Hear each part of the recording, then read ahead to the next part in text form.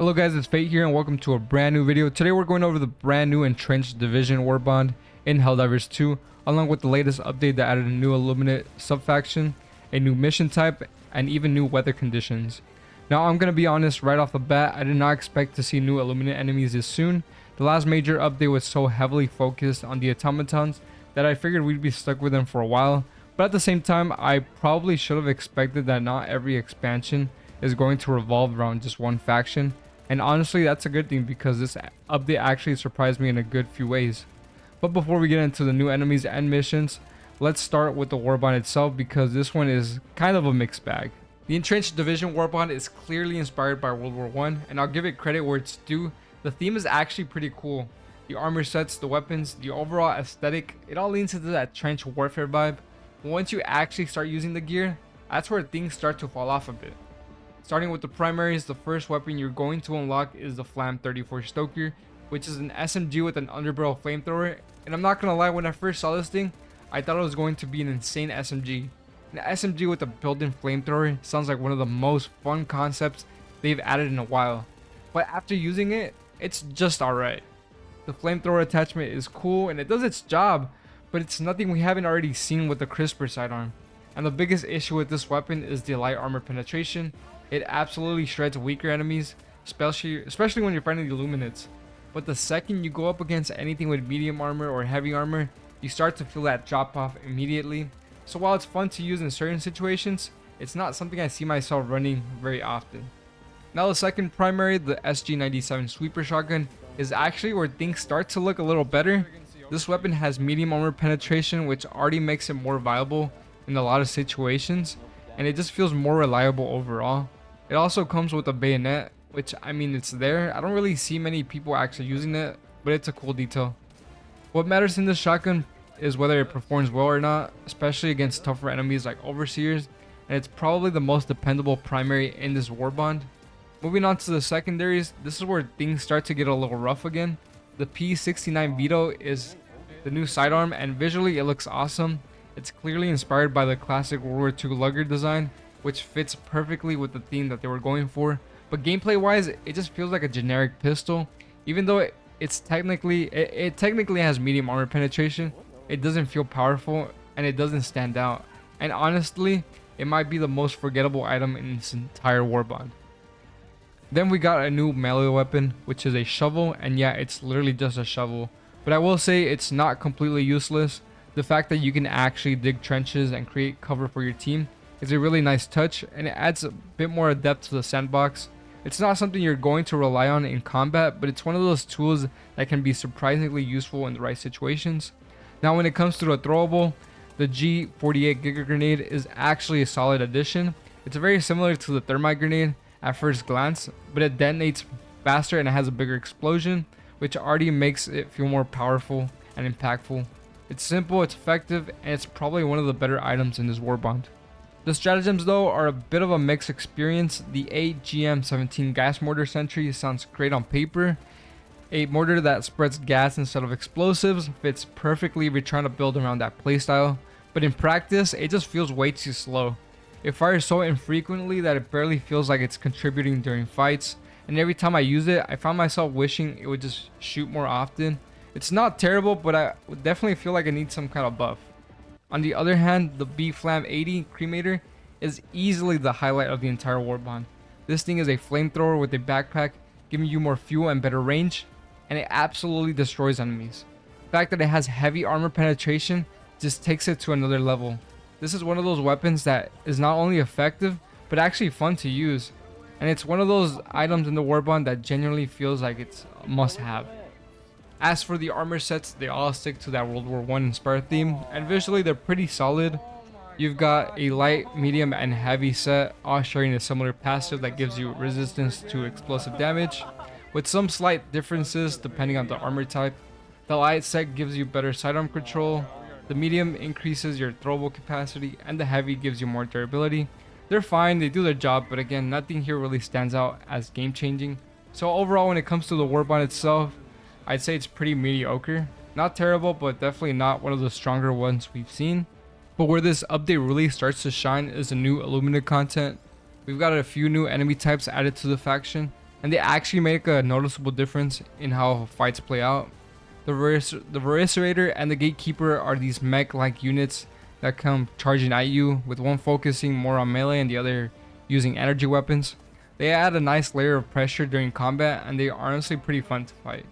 Then you got the Obtruders, which are basically the new variant of the Watchers. These things are small, they fly around in groups, and they constantly fire at you. I'm gonna be real, they're really annoying.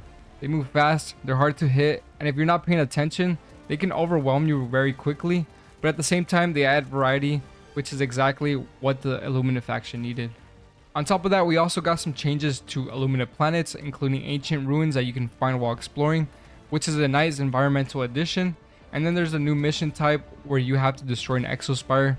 This mission has you running around the map connecting nodes to shield generators, overloading them, and then eventually pushing into the structure itself to destroy the dark fluid cells inside.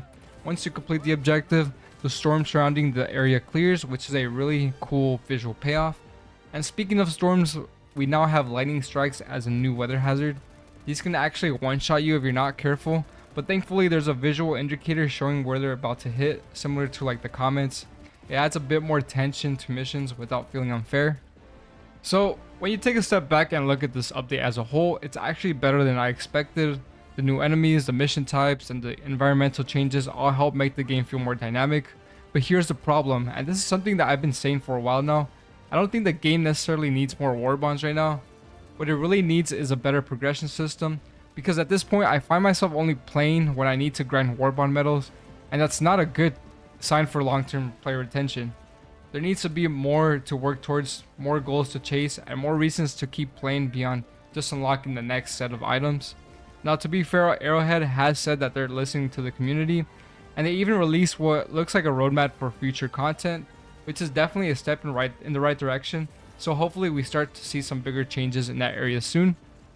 But overall, I'd say this update is a bit of a split. The Warbond itself is underwhelming, but the actual content and new Illuminate enemies, missions, and mechanics is a strong addition to the game. And honestly, if they keep building on the Illuminate faction like this, it's only going to get better from here. But that's going to do it for me. Let me know in the comments, did you enjoy this new Warbond, and what are your thoughts on new Illuminate enemies? Don't forget to like and subscribe if you enjoyed the video, and check out my highlights from this update. This is Fate signing off. Oh, are you kidding me? Oh my gosh, no! Oh, we have to start all over again? Oh, it's because of 380, huh? No, oh my god, we are no. cooked.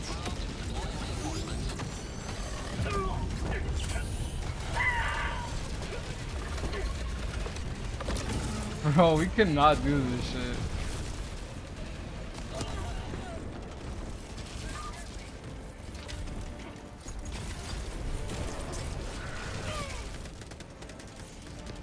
Come on.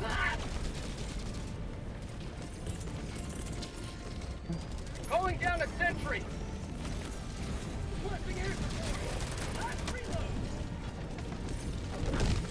Engaging terminal.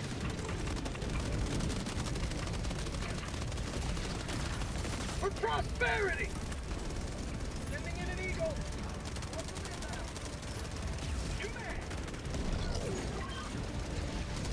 Oh my god.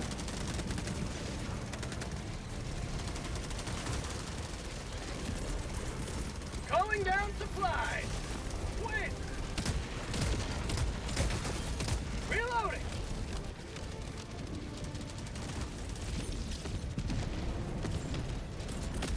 Requesting air support. Requesting sentry. Requesting air support. Oh, I'm dead. My life for super. Oh my god. They're coming in. Have a taste of democracy. Yo, we're cooked. Do it, do it. Ah! Do it! Oh my god. There, we did it. Let's go. Oh! Oh my goodness. Oh. Get out of here! Oh, they're not happy. Oh no!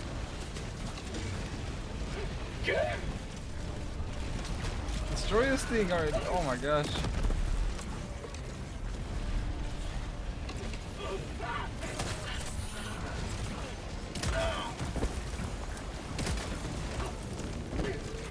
Bro, come on. Are you serious?